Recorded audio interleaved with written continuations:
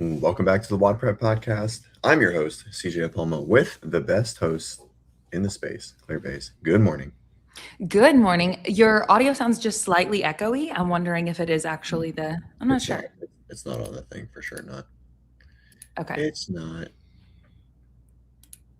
Could have told me Stand this. by. Oh, Yeah, I didn't realize it until you were live. And then I'm like, oh, wait a second. mm. That's not crispy. Good morning. What about now?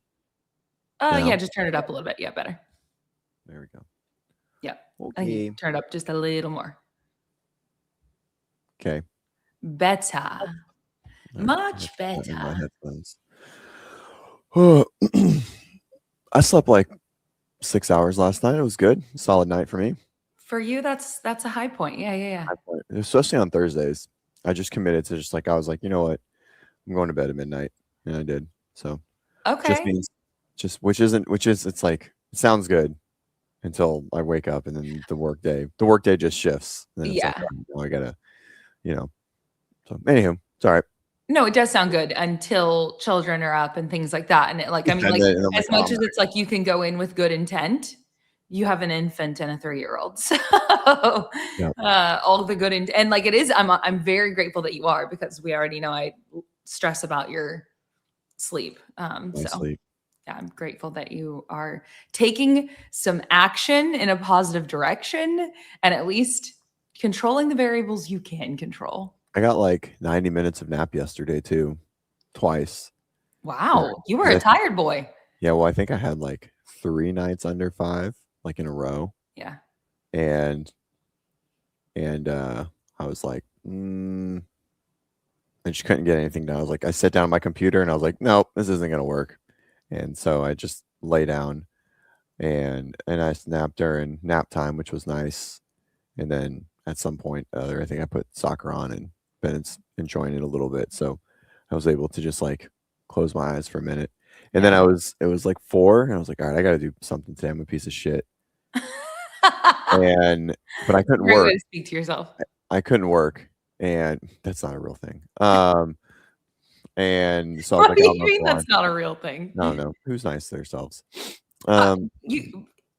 It's one thing to think a thought and to try to whatever, and it's another to just outright call yourself that. Oh yeah, I do it all the time. It's fine. Chip on my shoulder at all times. And that's not a bad thing. And then I was like, well, I think I can mentally just get up and mow the lawn. So I did yard work for 2 hours. There you go. Bennett, it's when Bennett can't like be around when I'm like edging or weed eating, just because shit's flying everywhere. But when I mow, he wants to come with me, and so he just gets on my shoulders. He doesn't help me mow. He just rides on my shoulders. Yeah, you're just as I doing mow. a ruck mow Yes, exactly. of an interesting variation. Mm-hmm. It is cool. He's like your little he loves hanging out with you, which is awesome. I just have like a regular mower. I have a small yard. I don't have a big yard. There's no Zero Turn would trash my grass anyways. Yeah, you said 2 hours. I'm like, brother, what are you doing? I mean, I guess you're weed eating and then maybe some other things, but 2 hours to mow that lawn's not happening. I guess it rained. It rained when you like weed eat and edge and then mow, and then you got to blow it off. You have to blow it off twice. Okay, yeah. Blow it off in between. Okay. Kind of, yeah, you know. It adds up. It's a thing. Gotcha. Anyways, good morning, everybody. Justin, Renata, Braden, Vicky, Grant. Yeah. You said that. What was I gonna? I was going to mention, since you said that you threw on the World Cup after the show last week, people sent me like shout out Tega and Jamie. They specifically sent me clips that were funny to them of people coming over to America, whatever. So then my algorithm also got a hold of it. That's and good. I'm very grateful that you guys sent those. So thank you very much, because they were quite funny. They are funny. And I just love all of the comments that are like, yeah, we're sending everyone back to their home countries with pre-diabetes. And I'm like, yes, we are. Yes. That's okay. Yeah. Everything in moderation is okay. What, CJ, humans don't do moderation. So that statement doesn't work. They're leaving. They're leaving. For them, they're leaving. You're right. They're leaving. Yes. So it's fine. So for them, it's fine. Yes. But we live here and we're grateful to live here. But You shit my Cheerios so hard when I said that on the show. I was salty about it for like 2 days. Oh, about the last week when you were saying how excited I was and like how funny this like trend was, and then you were like, America food sucks. No, yeah, okay. I was gonna say America does not suck. We just enable gluttony, unlike anywhere else that I'm aware of. And maybe I'm not saying there aren't other places that do as well, but I find that to be saddening. So yes, I did crap in your Cheerios. I'm sorry. But then that might be the first time if you said you were salty for 2 days, maybe that's the first time you've ever been mad at me. I certainly wasn't mad, but I was like, man, she really just like fucking shot down. I was like really vibing with. Yeah. There's a question up above. I'm curious. Braden says, what do you think of split snatches in a Metcon?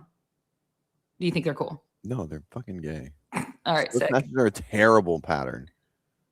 Like it's just, it would be like doing a box jump, but having to land on one foot in a pistol. Like, speaking of, yeah, I mean, I can't say I've ever done a workout that was programmed with split snatches. So I did do a workout earlier this week that was from .com. Oh, it was a 60-second bike sprint. I think it was Monday. So I don't know if I mentioned it on the show. I don't think I did. Anyway, and then you rest 5 minutes and then you have, I think it was a 10-minute or 15-minute, 10-minute AMRAP of burpee box get overs with a weight vest at 48 inches. And man, it was so fun to do a movement that I don't have thousands of reps at, like burpee box jump overs. Like it's like your brain has left the chat. You just do the thing, right? Like you've done so many reps at some point in your journey. You've done so many reps that you don't think about what you're doing there. You just do it, right? And it's kind of like what you talk about all the time with like runners and how they get more efficient, right? They're it's just not using as much energy. And so, man, just doing that for a whopping 10 minutes, like whenever we were going over the intended stimulus and how many, reps per minute we should shoot for and so on. Like I immediately was like, really? And then we got into it and I was like, ow. And it was so much of just get your hand out of that position so that your foot can get into that position. Like, so there was so much thought going into every single rep. And then the amount of time under tension in that support position there on top of the box was also like, it was cooking my shoulders and arms. So I thought I really enjoyed being like, that's one fun thing about CrossFit is as much as we have common movements we do frequently and we become proficient at them, which is super cool. We also get introduced to or occasionally touch on things that like we're not. And that was a fun exposure to that. I just realized that we're for sure going to get clipped because Sentinel programmed them today. So, split snatches? Yeah. I don't know if they'll clip it. Whatever they do, that's perfectly fine. Yeah, and so they put them in the games, and I thought they were dumb then too, right? Like when they had them in the games at the split triplet, which wasn't a triplet. It was, anyways. So you were able to game the movement. Like Katrin didn't move her front foot and just moved faster than everybody else, right? So she just like dropped her front foot back. So standardizing is kind of silly. I like altered patterns. I just think that I also thought you were talking about a barbell, maybe not a dumbbell.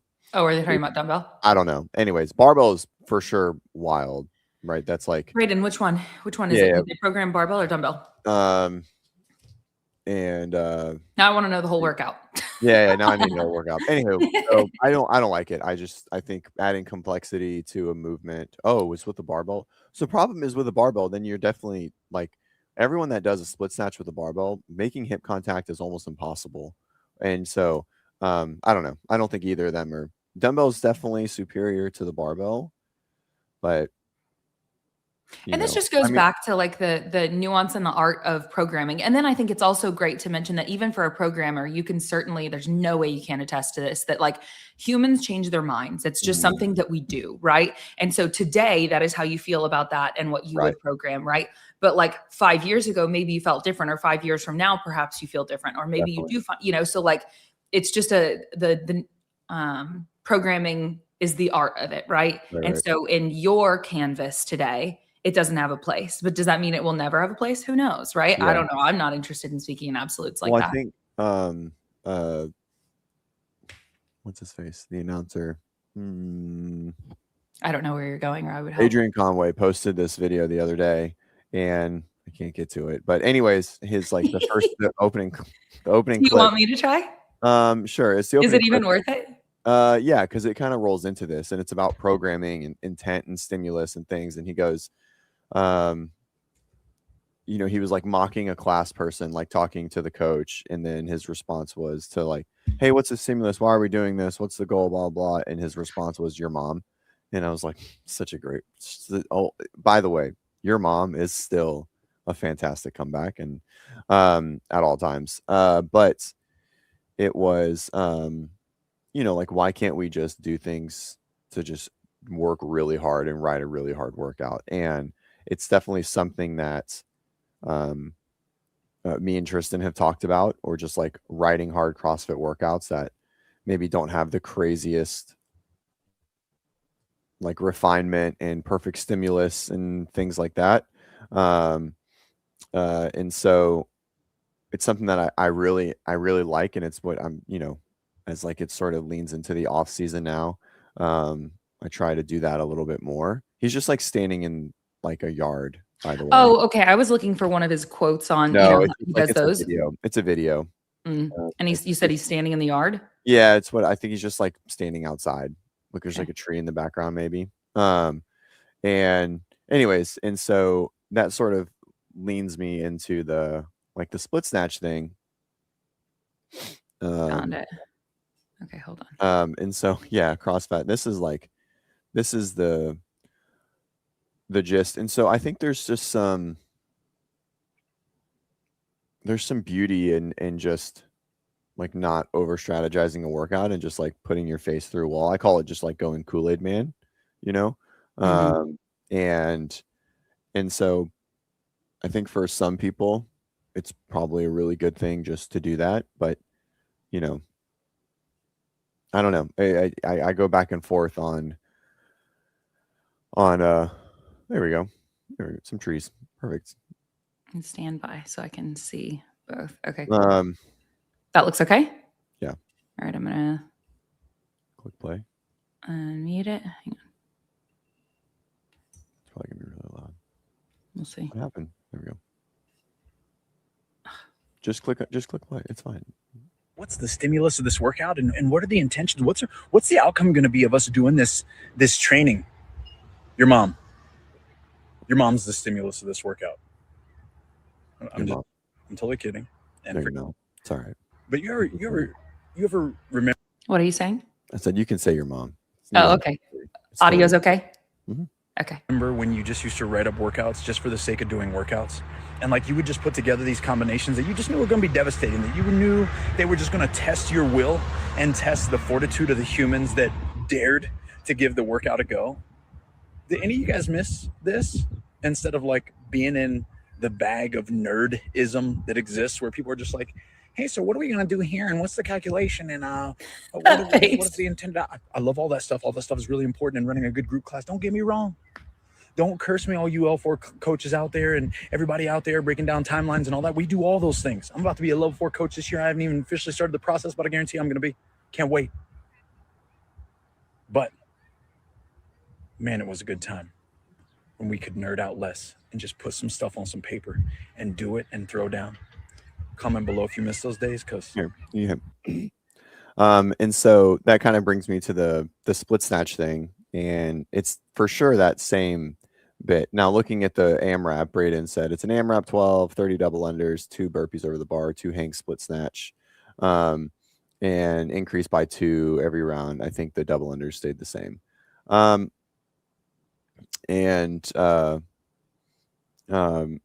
It's also a hang split snatch. It's not a split snatch from the ground. Yeah, I don't know if that makes. I don't know if I've ever done that. I for sure have never programmed that. Yeah, I don't know. Still seems silly to me. And I think my biggest thing is I have athletes that I just have so many athletes that aren't just like fully RX, right? They're just not doing 30 unbroken chest to bars or 10 muscle ups or, you know, like snatching over body weight. you know, like they always have some sort of like striking limitation within their ability. That just doesn't allow us to just write a beat down on the board, or they're just going to stand around. Right. And so I think understanding how to avoid that, I'm not pulling up Josh Everett CrossFit. And I don't understand the reference. Josh Everett, old cross. Do you know who Josh Everett is?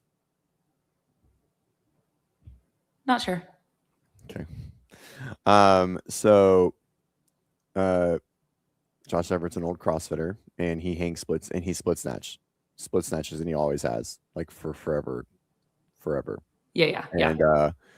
And anyways, when he came for the Rogue Legends, he split snatched too. It's funny.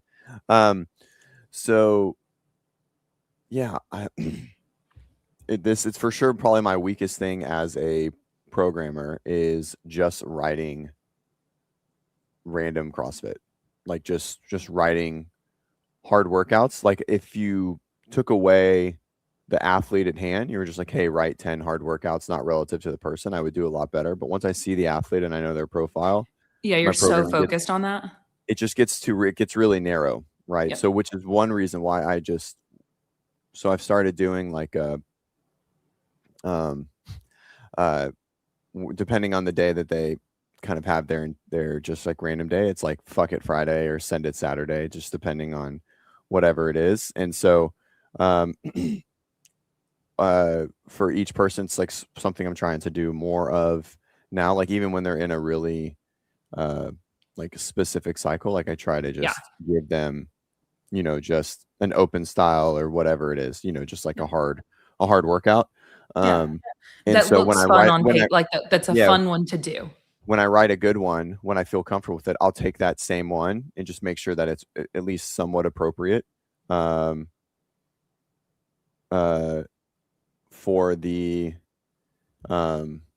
the athlete, and I'll take it from another athlete, which I hate doing, but in this specific thing, I really like doing, because what I always end up doing is modifying it too much to make sure that they just have a lot of intensity, you know, that they just have, that it fits them really well, and it's not just a really hard workout. So anyways, so I can definitely appreciate doing a novel pattern in a workout. I still think split snatches are silly and gay.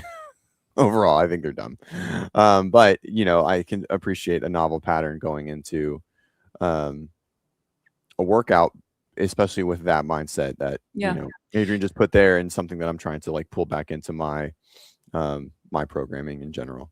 Yeah. Well, and allowing your athletes to have fun in training is also like that, you know, it's so individualized to the athlete, which how much of that they need. But at the end of the day, like allowing there to be space for that too. That's not always just, hey, we're just going to, you know, yes, if we're trying to be competitive, we're going to hammer your weaknesses, et cetera. But I think it's cool because something like what I was saying for me doing that burpee box jump over situation, that's something I would imagine for someone like Gucci, like you would program that because like she truly needs to gain proficiency in something like that because she's going to see something similar to that in a competitive setting. Right. Yeah. So for her, programming that is like even more relevant for what she's doing competitively. But then for an athlete like me, who's unlikely to see that in competition, I don't compete often, I'm not, you know, whatever. Right. It's still, to me, it's such a gift from the programmer to get to have to work through that, you know? So, yeah. Yeah. Anyway. Yeah. It's an interesting one for sure. It's definitely my, it's something I'm trying to get better at or just be more comfortable doing. I think the biggest thing that I've done is I've either like princess syndromed my athletes or, just like, I don't know, change their view. Because if they hit a workout that they're just like stuck in the mud, it just like derails them emotionally, and like their confidence just like tanks. It's like, hey, you know, because I think they're so used to like writing workouts where they can accomplish everything within the workout with some intensity and some gusto, and you know, like have a good effort at it. So if I write something that's just a pure beatdown and they're standing around or you know, I don't know, they don't do well at it, like it just derails them. And that could just be the type of athlete that I usually work with. Vicky, I'm not talking about you. So anyways.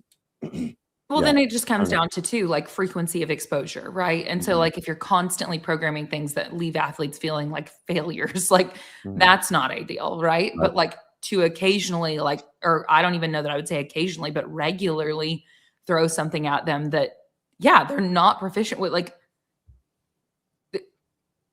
to me as a CrossFitter, like we should be doing that. We should have workouts come up where we're like, dang, that was rough. I've got room for improvement. If it's every workout ever and you never get to feel like you have a home run, then that can become hard to navigate. But yet again, I think we have to dive into like each individual, right? And what are their goals and so on. Yeah. Because if their goals are attend class every day, health for life, etc., then I think we get to have a lot more fun, right? Oh yeah, for sure. 100%. So anyway. Okay. We didn't even touch on this, but I pulled up that clip, guys. CJ cannot access his social media on his page, or on his computer, which is why everything that we pull up today will be, I think, from me. So wish us well as we go on this journey. But I tried to be prepared with it. So where do you want to go next? Because I got stuff. Per usual. I don't care. Whatever, we're just chatting. I mean, we might as well. Let's see. As far as things we generally have, I think I have a bunch of different clips of different fitness personalities in different spaces that I think it'd be fun to kind of play in succession and rock through some thoughts. The conversation that Lydia and Dave had about the past, I thought that last night on Girls Unfiltered, I have a clip from that as well that Alex Gazan brought up a great point, and they kind of a comment got their attention, and they didn't even air that out really, but it was a great thought. Do you want to just start there? Yeah, sure. And then Xenom stuff. So we've got, and then the announcements of the thing. So just for you to know what all we have on the menu. When do you leave? I'm driving, so I definitely don't have indefinite time. I do have things I need to get done and get there at a reasonable time. But I'm fine for at least an hour, but maybe just over. But I didn't know. Oh, I might not be able to say this. I'll message you. This might be something. I'll text you. Okay. I'll text in the thing. In a text message? No, in our little studio chat thing on the bottom right there. Oh. Got it. Is that? To be honest, I really don't. I don't think it's not. I don't think that's not public knowledge by any means. I mean, I guess like so many, so the team that's working for Xenom is what we're referencing, and like, yeah, I don't know. Basically, I don't think there's any reason why that would need to be public, but at the same time, I don't know. I mean, you're going to see a lot of familiar faces. Right.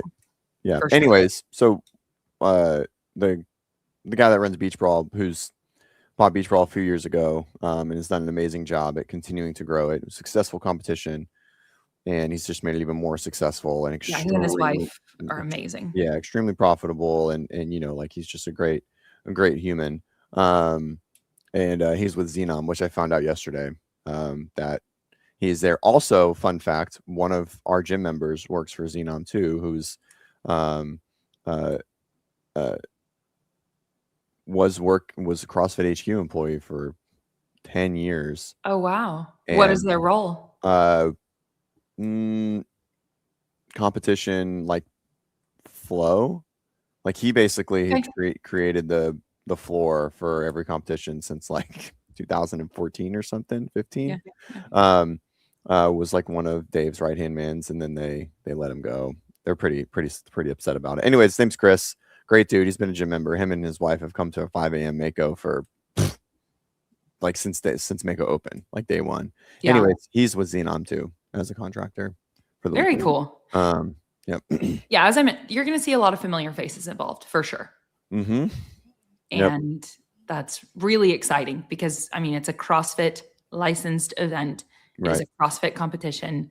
This is something that I feel that we should all be very excited about. And sure, maybe I'm biased, but to be honest, before I got the call, I was still fired up about it. Right. So yeah, I'm excited to see how it goes. Do we know if it's going to be streamed yet? Anything? I do not believe that it will be. Okay. I am now going to pull up. Give me just a second. Cool. We'll go here next because I think this is really cool to touch on as well. So if we just look at the Xenom page, we've got, gosh, a lot. There we go. Xenom and Newtonic, the energy partner. The energy partner. And do you know Newtonic? Do you know who owns that brand? No. Is this a Claire approved brand? I don't want to talk about that because I like the people.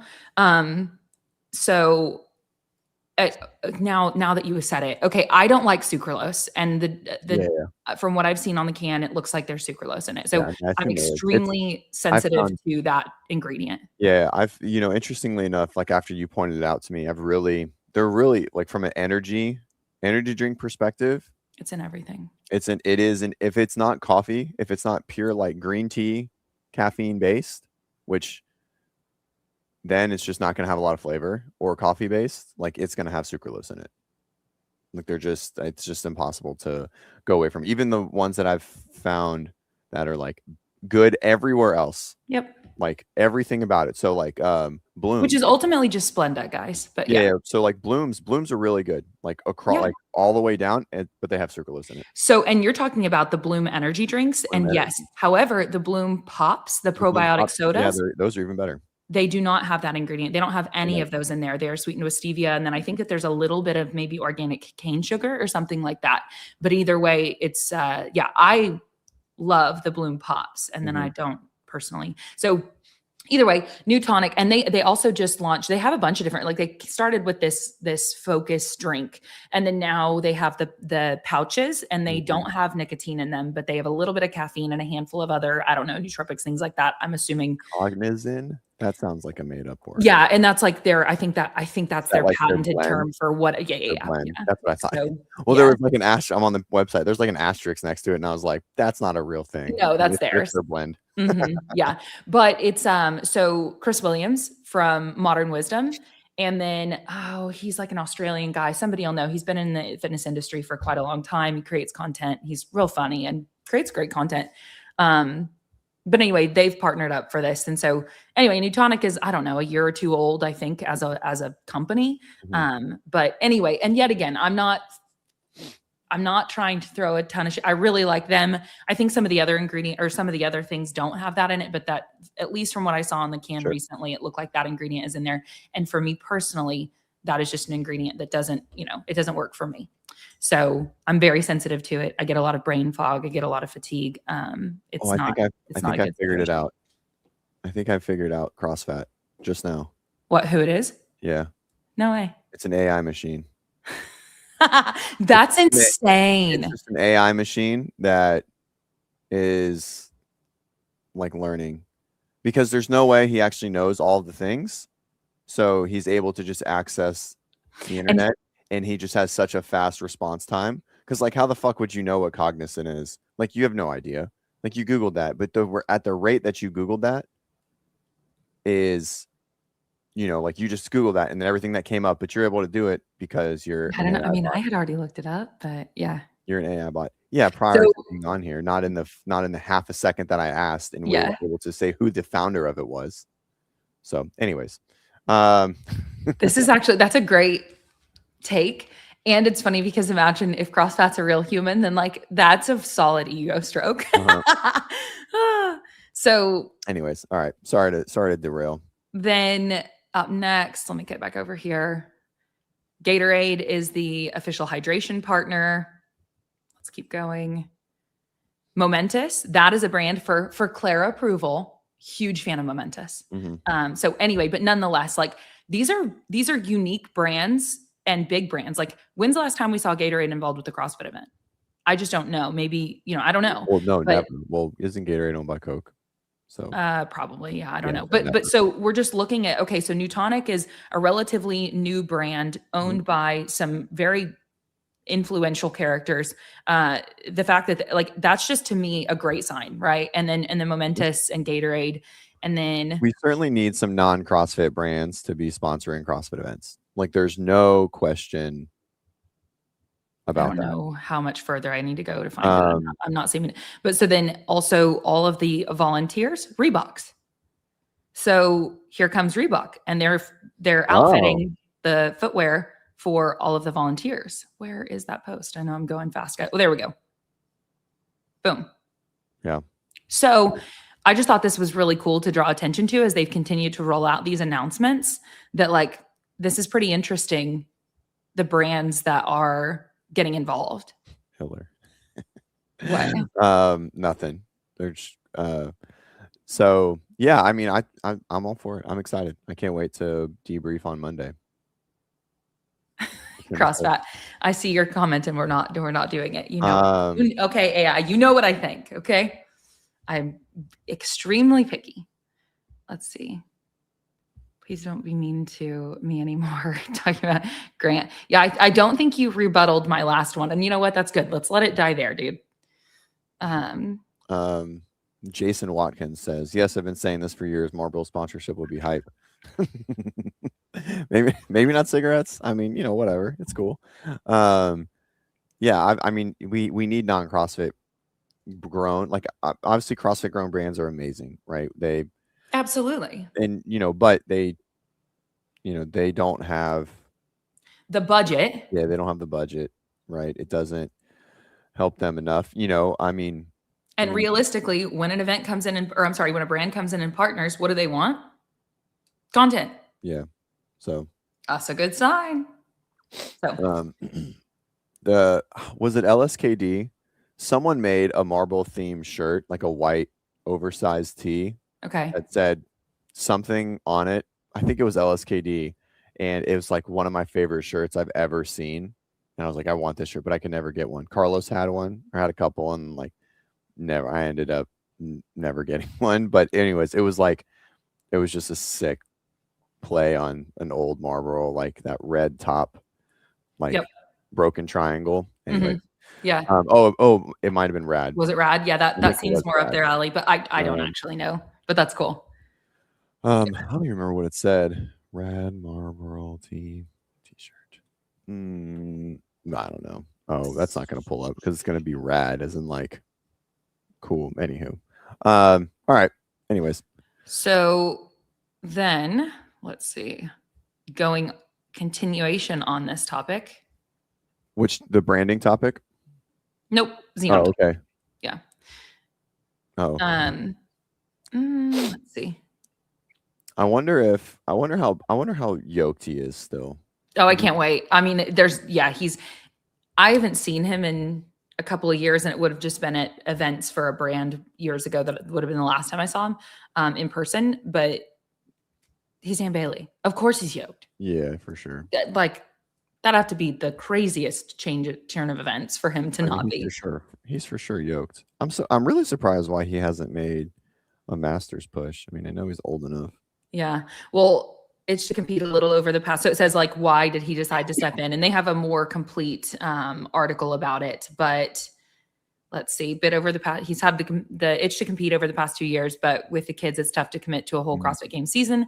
But this is only 2 days, and it looks like a lot of fun. So it's a lot more appealing, or a little more appealing.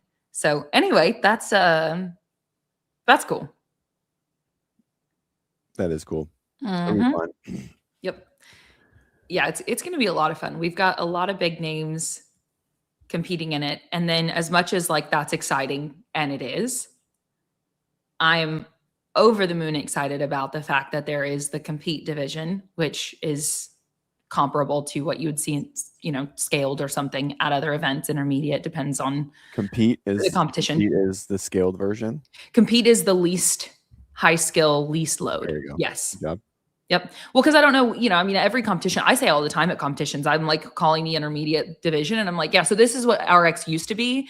The fitness just keeps going up, right? So like even the people in that division, I'm like, they're doing things that 5-10 years ago would have absolutely been RX division, loads, skills, reps, whatever. But the level just keeps going up. So now we have so many competitions that, do novice and scaled and intermediate, just all these different names for these different divisions. So compete, as far as the levels at Xenom, there are 3 levels: compete, RX, and elite. I think RX and elite, we're all clear on that. And then compete is, yes, the one that is going to be least skill, least load. And then there's also pairs. So, and individual. Pairs and individual. Pairs and individual. Sick. So how many divisions are there? That would then make there 6. Right? 6. Because you've got 3. So 3. I think there's got to be more, right? Yeah, there is. You're right. Yeah. So because you've got all the individual ones, and then you've got the pairs. But like male, male, female, female, etc. Is there co-ed pairs? I should know the answer to that off the top of my head. I don't want to say for sure one way or the other. I'm not sure. I don't. Yeah, you looking it up? Mm-hmm. Okay, good. Yeah, get the answer to that. Let's see. Scoring, competitions, leaderboard, probably. You'd answer faster with some yeah, male, male, female, female, and mixed, RX, elite, and compete. So that's 12 divisions for pairs, and male, female, elite, RX, compete 6. So there's 18 divisions. Cool. And with by the way, this is, you probably, since you guys are so close, Carlos has been posting and sharing about his sleep journey and so on. And he made posts recently talking about like nicotine pouches and how disruptive they were for his sleep, even though interesting, because the research says it shouldn't be. Yeah. Well, I don't know. I mean, that's just what he was saying about his experience with his wearables and when he was using them, when he wasn't. Anyway, but I think he's using some type of like a focus pouch, he said, or something. Anyway, a non-nicotine focus pouch. Yeah. I wonder if he's using the Newtonic one. Cause I think, did you look at the ingredients and all that? I didn't look at the pouches specifically, but I think I did see that it was like, there's no nicotine in here. It's just a small dose of caffeine and some other like that proprietary blend. No, they're cognizin. Yeah, which is their acetylcholine, which I have no fucking idea what that is. Yeah, I'm not. Yeah, see, Trish says nicotine is big bunch of words. And then Tyler says they are really disruptive, like you sleep, but not the same. And he's talking about nicotine. There are and so did a bunch of different focus brands. Yeah, just like completely derail the millennial and 20-year-old generation with like, hey, nicotine's so good for you, just take the fuck out of it at all times and it'll be totally okay. And then, like, everyone believed him. Oh, whatever. I don't know. I don't know. See, this is what I'm talking about. AI bot. This is such a fucking nerdy thing to know. So I believe it's NAC with a better mechanism for the blood-brain barrier. Blood-brain barrier. Is that so? That's the acetylcholine thing that you just referenced? I think so. Interesting. That's cool. I mean, that's actually that's acetylcysteine. So is what he's referencing, and I'm assuming the NAC. Yeah. So, anyways,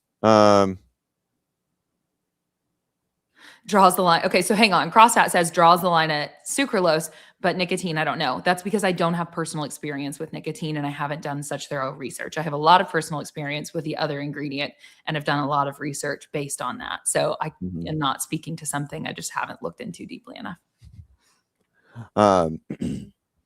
Yeah, interesting. Okay. And anyways, Grant messaged. She was like, "Oh, I switched to coffee as my caffeine supplement instead of energy drinks." And I only like drink, like I did Blooms for a little while. And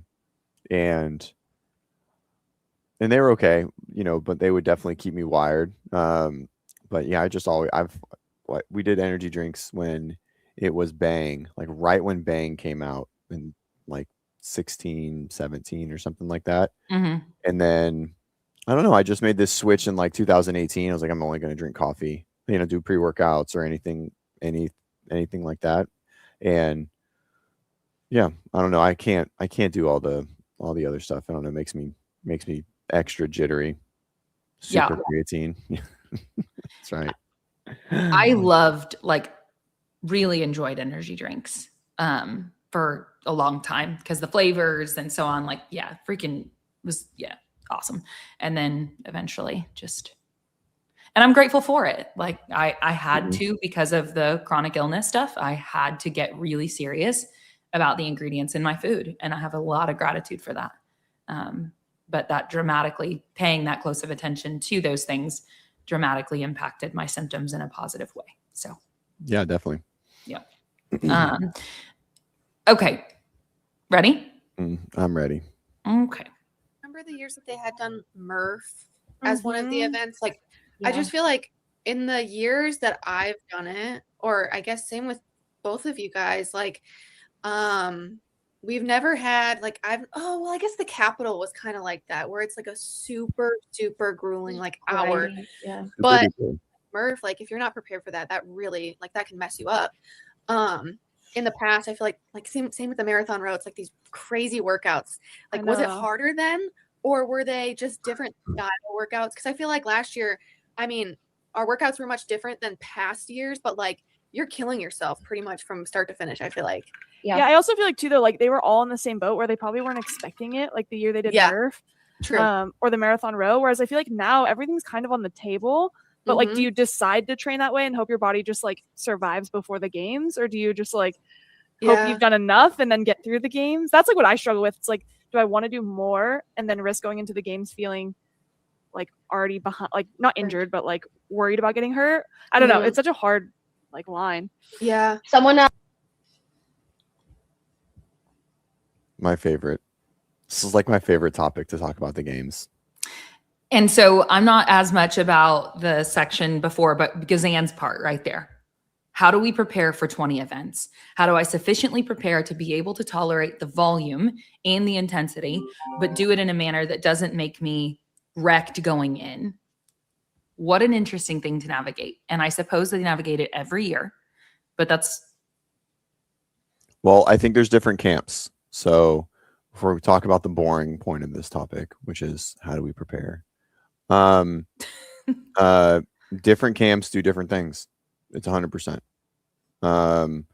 You can just tell by the way that people have spoken. Proven is on the, like I said on our last show, like the Junction Boys mindset. Like they're hitting 4 days, they're hitting 8 to 9 to 10 pieces.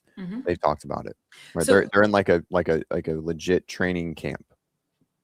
So they do that. Say they do that for 4 to 6 weeks leading up to the games. Yeah, Nick said it's like 6 weeks. Okay, so 6 weeks leading up to the games. And then they taper off and substantially lower intensity, volume, load, everything for how long? Just depends on the person. That's pretty nuanced to the individual. Like I have some athletes that would taper off pretty far, but pretty much everyone, if you're starting on a Friday or Thursday, like your taper begins. You don't have to actually like completely stop sharing. You just have to click the 2-person button, like the 2-person screen, and then you can keep them on the bottom, and then you can just pull it back up. So you don't have to, well, I don't want to pull it up anymore, but okay.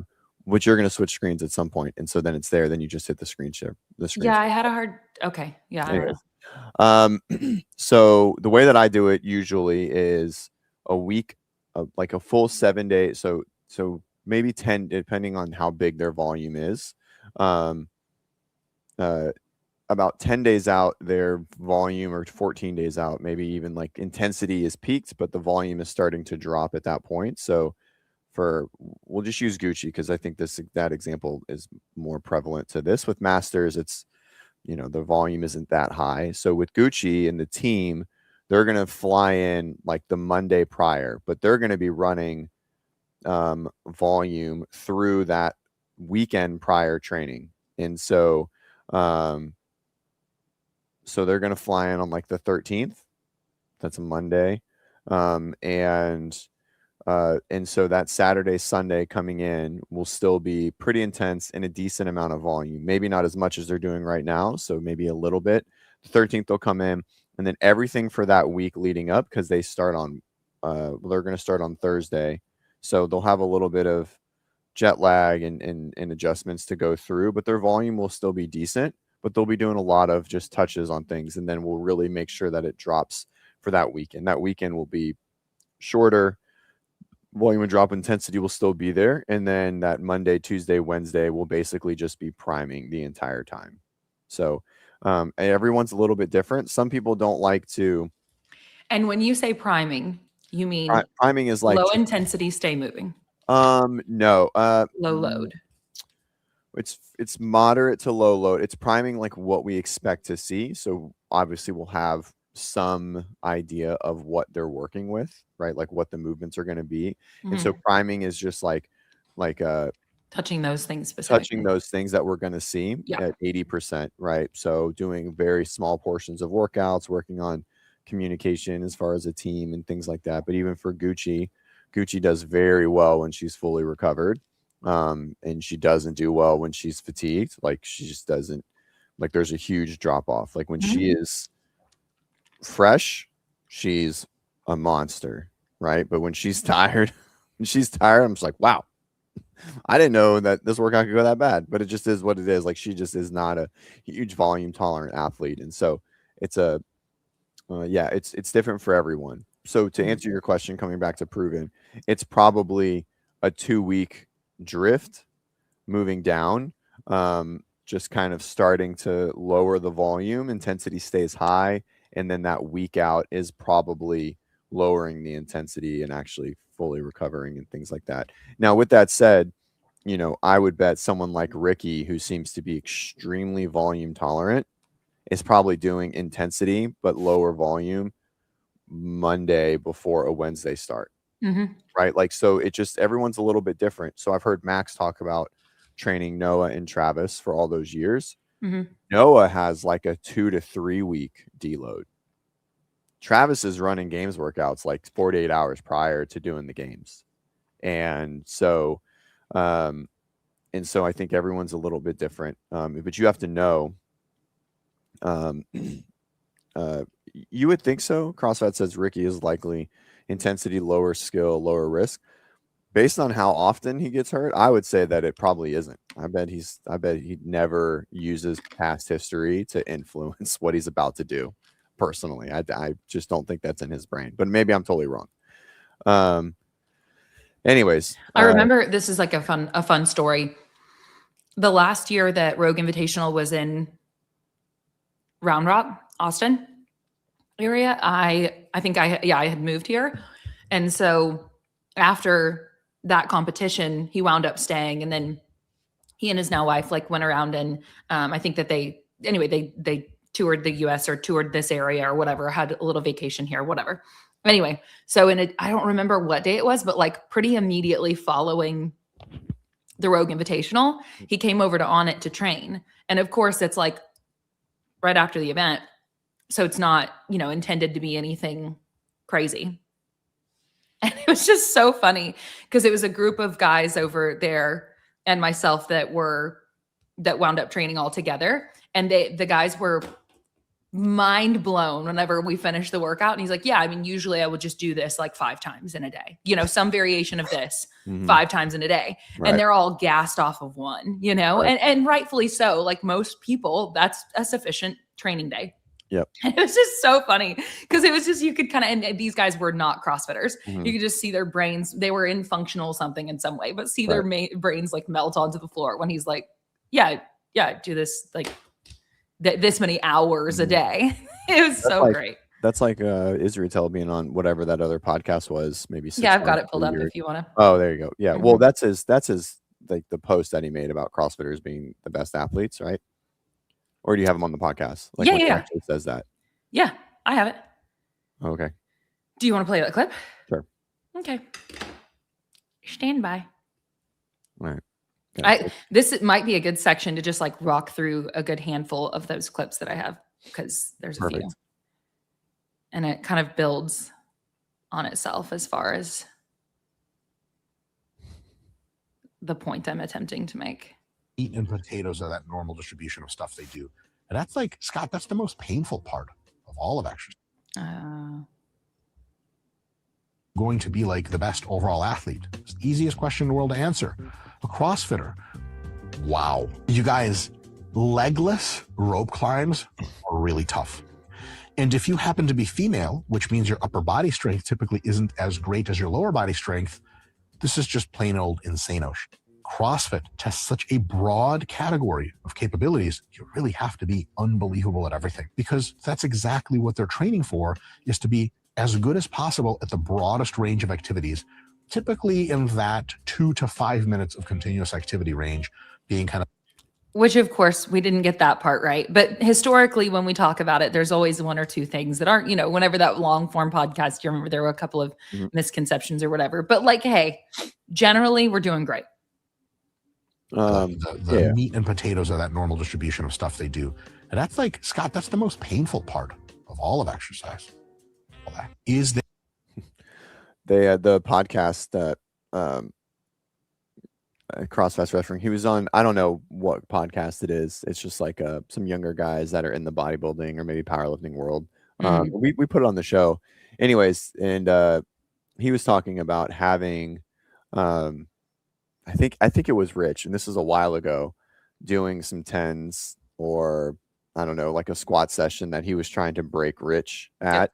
Yep. And they were doing tens at like 80% or something crazy, like something that, they would probably not even be able to do. And Rich was running through it, and, he was ready to get back on the set in like 90 seconds. And they just did that as part of it. And both him and the other guy that were on the show, they're like, yeah, this would be my entire training day. My entire training day would be these 4 sets. And this was one piece of probably 6 that this athlete would do that day. Yeah. What are you optimizing for? That's such a fun, yeah, for sure. A fun conversation to have. Okay. We're going to keep rocking with the different clips. We're going to put it all together, right? We're making a dish right now. Okay. A dish. Yeah. Or whatever we want to call it. This is cool. I can't believe they actually got this. Yeah, I know. Good job, Peter. Hang on. Gym? I'm working. I mean, I do CrossFit. That's the only thing that I suffer from. I wish you would have. That's the only thing that I suffer from. Yeah. That's so sick. Like, I is that meaning that like that's the only style of training that like pushes him? Is that what he was saying? Yeah, probably. I mean, I can imagine that he has this need for,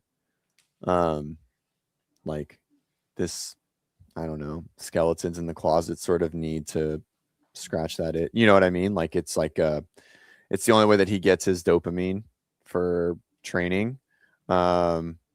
Anyway, so click on Peter's. So Peter posted this, by the way. This was like a direct rip. Yeah. Like a couple weeks ago, or maybe a week ago. And they imitation is flattery. I don't care. Or flattery. I don't care. It's seen. Love that. Yep. And so anyways, he it doesn't, whatever. It's awesome. So it's great. I mean, this is, this guy's in theory like one of the biggest superstars on the planet right now, because while everyone's watching soccer, everyone sees him even more than they see everyone else, because he's, like an announcer or whatever, broadcast personality between every show or every game. So it's cool. Yeah, I hope something comes of it. Like, hey, you want to come? You know what I mean? Like, you want to come to San Jose? I don't know. They spend money to JD, like they spend money to send Dave around all over the country to just say hi and then like leave in 24 hours. Just fly him out to San Jose and put him on a big screen. And then I think I touched on, I did. The other, he's an actor, played what, Spider-Man? No. Yeah. Oh, yes. Yeah, Tom Holland. On his name. There we go. Yep. And him saying he does. Okay. Then we're going to keep 27 rounds and 26 rounds, Cindy. Yeah, that's pretty good. Keep rocking. Oh my God. Just wait. Participation is down by 32%, while Hyrox continues to hit records, signaling a shift in competitive fitness demands. The data points to a changing athlete preference towards structured race-style formats over traditional affiliate-based competition. Now, I don't know if you guys saw just recently, but there's this event called Legend. Back in the day when CrossFit was really hyped, the rooms were packed out. I went to the CrossFit Games in Madison. Packed out. Empty as all hell. Standardization is winning the mass market. Hierarchy participation race format lowers the barrier to entry versus CrossFit technical demands. 64% of RX athletes failed a single ring muscle up in the 2026 Open. When you have 64% of your athletes unable to do a movement pattern, you failed as a company. I think what they're doing is their filter is basically like this. It's just too tight to bring people through. And then the really top end CrossFit athletes are like, this is such bullshit. CrossFit, you need to be giggly. But that is interesting where they're just a perfect shitstorm of like them just bringing down their own company with their safety at the games, the I don't like that. the movements, CrossFit Open. That was well, I don't go ahead. Yeah, I mean, at the very end, yeah, that was kind of like completely off, like on a different, right? But it's not though. I don't think it is. I disagree. They're talking about the initial part. The initial part of this is it's too hard for the masses, and so like it pushes people. 64% can't do what you're writing. Okay, all right, I get it. So then they say that's their problem, right? That's the problem with mass participation. That's the problem with bringing more people in, the barrier of entry, blah, blah, blah. And so, but then their last statement is the other guy, which I don't know who that is, me neither, says that their problem is their safety and they're making the games easier. And it's like, well, you just said the opposite, that was a problem. So there's conflicting ideologies or methods or whatever. Did he say anything about them making it easier? I don't think he did. He just said he just referenced safety. That's what they were just about to say. They were just about to talk about I think they were just about to talk about lowering the game standards. Oh, whereas I thought he was referencing 2024. No, I think Hunter was just about to push back and be like, oh, it's because of what happened. They've dropped the difficulty or whatever that is. Maybe I'm misreading that, but so yeah, the point of bringing that clip up for me is, well, the primary point I'll get to in a second. So also mentioning like, okay, it's too tight knit and you have so many people failing and so on. We just talked earlier in this show about when it's appropriate to have an athlete hit a wall, not do well, and so on, right? And if we look at the 3 different tests across the Open, that was the moment where athletes got stopped, right? Mm-hmm. They got to get all the way there for the most part, and that was the high skill thing. So actually, if we were to like take each individual movement that happened in the Open and then do percentages of like failed versus completed, could do the thing, actually was pretty good. And also skills are just a part of CrossFit. That's part of the deal, right? And so it's like, it's not broken if you ask me. And then also the primary point of bringing that up is, they're shooting themselves in the foot, whatever. It's not going well, blah. Yet here we have Mike Isertel, who, if you look on his Instagram page in the past few weeks, there have been multiple posts about CrossFit. That was just one. It wasn't the only one. And he's that super highly respected in the fitness industry guy that's like keeping on drawing attention to CrossFit. You've got Zlatan, I don't know how to say his name. You've got Holland, whatever. These guys talking about it. I have another clip I'm not even going to play because I'm over it already, of other people talking about Hyrox versus CrossFit.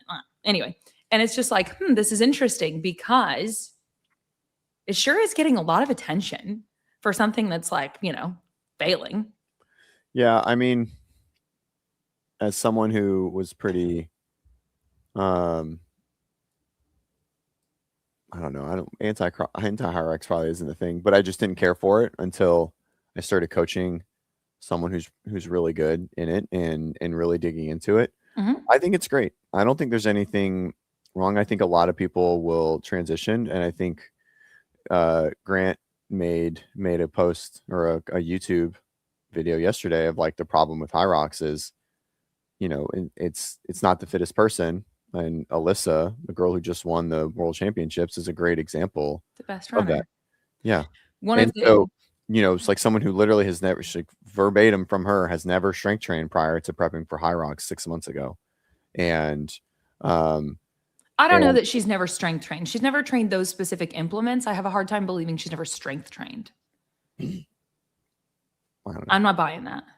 Maybe she hadn't done skier against sled push. Sled pretty well for someone who hasn't done a lot of strength training at all. That's why I'm saying there's no way she hasn't done strength training. Sure, an anomaly, but and so this is, oh man, Lito's point's really interesting, but I don't think the point here is to compare them anymore. Dude, it's a great feeder. And so, yeah, it can be a great feeder. It can also just be its own thing.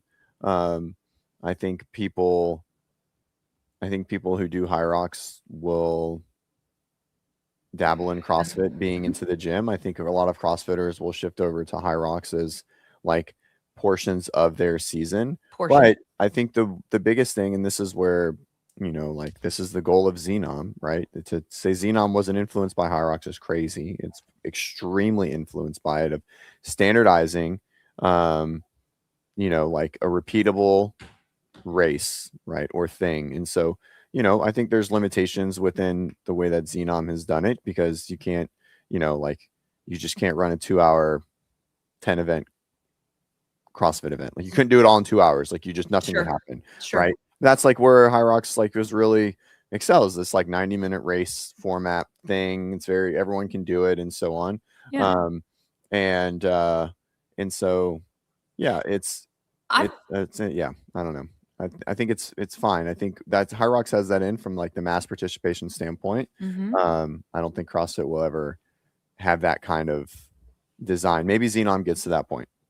Yeah, I don't know. I don't, you know, obviously they're different things. They're going to be different. I've been a fan of Hyrox since I first found out about it. Like, I think it's dope, period. Obviously we're talking about two different things. We're just like, it just is what it is. But also on a panel that was with a handful of elites at the Hyrox Worlds, Hunter was on the panel. One of the questions from the audience was, what do you think about the idea of there being a new division for Hyrox that is heavier weights on all of these things and actually starts to expose that, as we have seen proficient runners come in and just dominate, and that the strength component maybe isn't sufficient to really put enough of a buffer in between those things. And paraphrasing his response, but he was like, I don't think that's going to happen. But also, I'm all for it, please, you know, as the bulkier athlete, stronger athlete. If it got heavier, Jeff and Ricky would win within the year, without a doubt. Like if the sled was another 100 pounds, if the wall ball was 30, right? If the sandbag was 100 pounds, they would win. Yeah. I think they would win. I think they would win day one. Yeah. Day one, James Sprague or Ricky or Jeff, right? Our best Roman, our best runners would come in and they would absolutely murk the field. Yeah. It's just, I think it's wonderful as it's designed. And if it stays, you know, whatever, I think it's great, period. And yes, it's a fun thing to riff on. It doesn't sound like that's ever been something of interest up to this point from the company itself, from anything I've heard. So I don't know that that's, you know, but it's an interesting thought for sure. But, okay. For the sake of continuing moving, I do want to pull up the Dave and Lydia thing as well. Okay. We're doing great.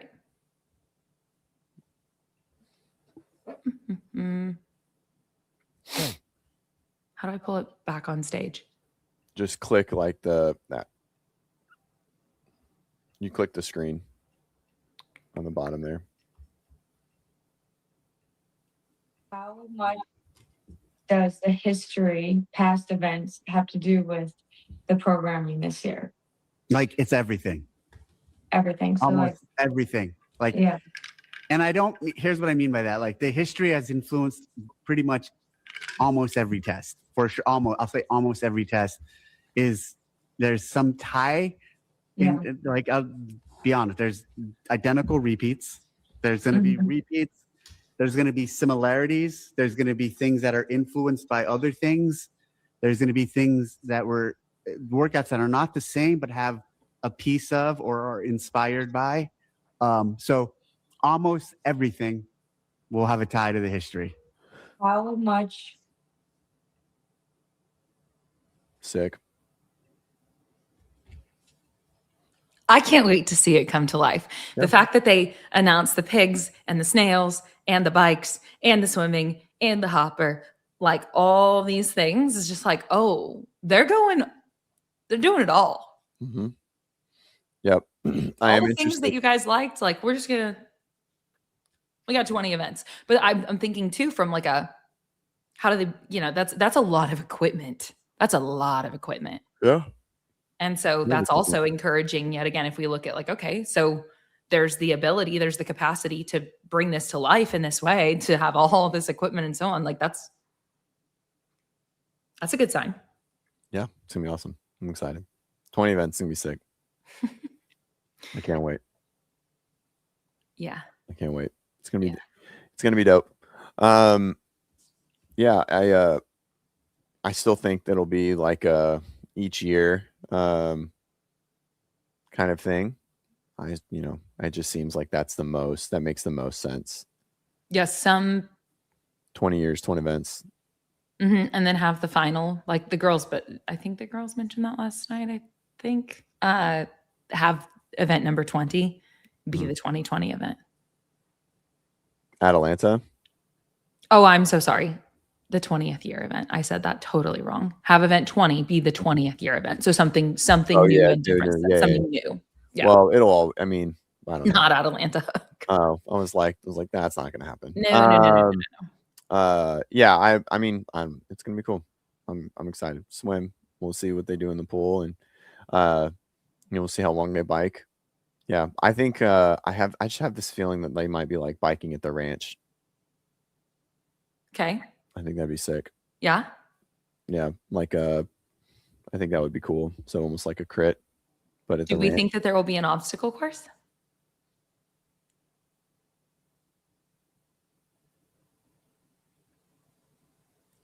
If there's an obstacle course, yeah, I mean, man, dude, what we had 2 years, 18, then we had the obstacle course. Was it 17, 18? No, 17.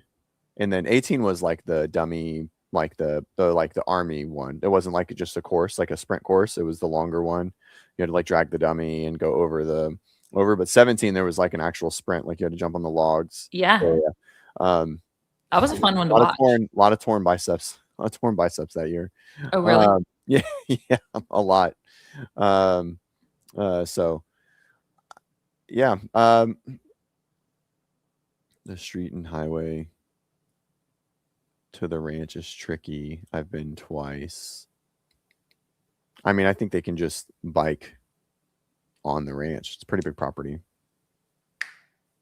Anyways, I'm excited. It's gonna be sick. Mm-hmm. CrossFit triathlon would be amazing. As Justin said, bike from the swim to the ranch. The problem is the pool, they can't put everyone in the pool at the same time because it's just too many people. Can't put 30 in the pool at the same time. They would just be all over each other the whole time. Mm-hmm.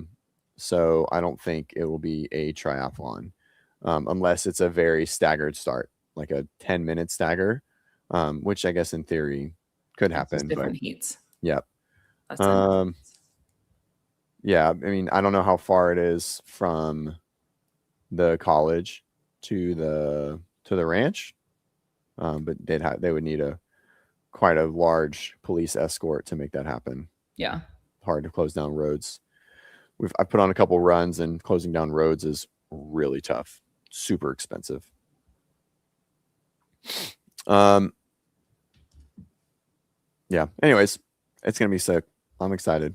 I'm always excited. I'm always excited for the CrossFit Games. I'm definitely more excited for these. Yeah, and you have like very cool personal reasons on top of it being year 20, 20 events, all of these implements coming back that we're excited to see. All these little details, but then on top of that, for the first time ever, you're coaching a team. I know. So crazy. It's so crazy. That's just so cool. Like, I don't know. Just, man, you've been around for a while. So those moments. Oh, I was going to ask Tristan if Tristan's still in the chat. I haven't seen him in a minute. He got annoyed about Hunter. He left. If he's still here, I feel like it's reasonable to assume he'll probably be there this weekend at Xenom. I think that he's got athletes competing. Jacob. Mm-hmm, yeah, and then I'm not sure who else, probably some others.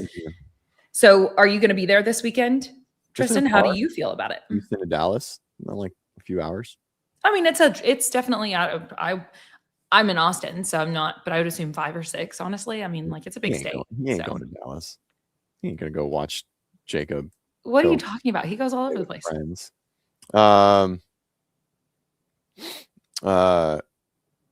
Unfortunately, I will not. I have FOMO, but I need to be a husband this weekend. Okay. Mad respect for that.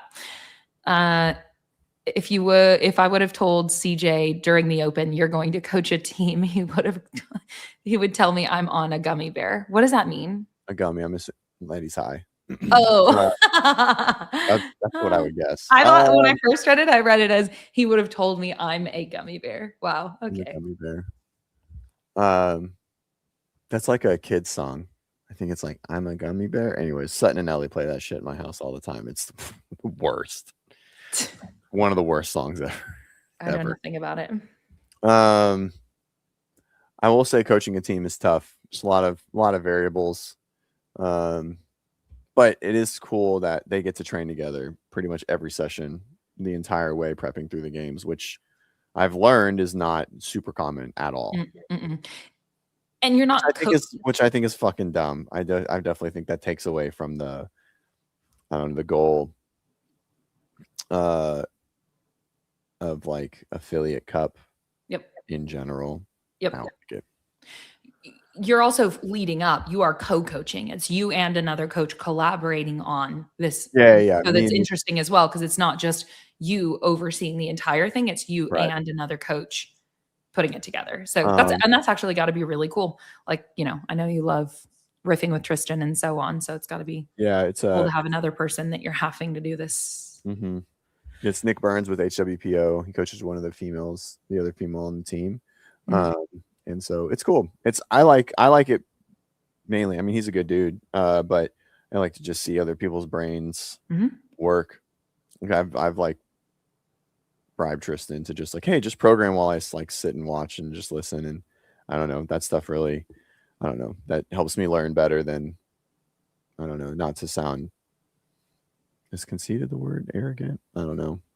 Reading about programming philosophy just is fucking dumb. Like, I just can only, everyone does the same thing, but in their own way. But seeing someone put their brain on paper and how it actually comes out is, I don't know, infinitely more valuable to me as a programmer than listening to someone teach how they program again. Like, when everyone uses the same, like the difference, the same, like their fitness terminology is kind of subjective and it's gray as far as like what strength speed means or speed strength or muscular endurance or whatever it is. Like all those things, they have a definition, but everyone uses it a little bit differently, or CP battery work or threshold training or whatever it is, right? Like they kind of use all of those things a little bit different. So you can teach it or you can read about it and understand the definitions and this level 1 information, but I only care to see and learn from others at like their level, like level 3, which is pure application, right? Like with variables in play and all of the pieces to the puzzle. I only said that because Tristan made a post the other day about it. And so, but it is like everyone, you can say it and then you can apply it. But if you don't have the same way to look at it or see that phrase, or it can still be right. Like you can still just have like a little bit of a varied definition of whatever it is. Anyways, so I find way more value in just watching how someone puts combinations and designs on paper more than anything else. Mm-hmm. Yeah, I think that as far as CrossFit media stuff goes, and I don't remember which channel they're doing it on, if it's on Coffee Pods and WOD's channel or if it's on the CF Network channel or where it lives exactly. But we've seen JR, and I'm blanking on his name right this second, but he's from Europe, co-create programming for, a week at the affiliate or whatever. Mm-hmm. Do you know what I'm talking about? I want to say that's maybe on the Coffee Pods and WOD's channel. But either way, it's so cool to see the two of them who have been programming for Johnny. There we go. Johnny Davies, is that right? Mm-hmm. The two of them come together and so on, and just watch them think out loud throughout the entire thing. Like you said, like that's, I think for any coach in the space, or even as an athlete, you can always be learning. And that's a really cool opportunity to just observe exactly what you said. How are you putting this on paper? How is this actually, what is the application? Right. Yeah, it's on Coffee Pods and WODs. Thank you, Vicky. Really cool. Should do more of that. You should do something like that at some point. No, my brain is all over. People are like, wow, this guy's an idiot. You're not, though, because you're successful in getting your athletes better results. Well, I don't know. I feel like a lot of people just get better. I have like a very PT mind with it too. Of like, I think people are just going to get better if you just kind of like lay a decent framework out for them. But yeah, always there. I mean, I'm nervous to like, I'm nervous to put all my stuff out there. Not to put it out there completed, or just like my process and whatever it is. Yep. It's because it feels, we were talking about writing a workout that doesn't have a lot of meaning to it, just writing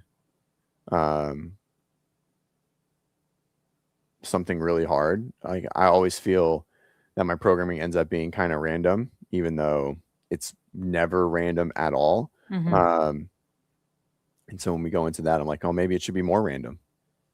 Very not random. Yeah.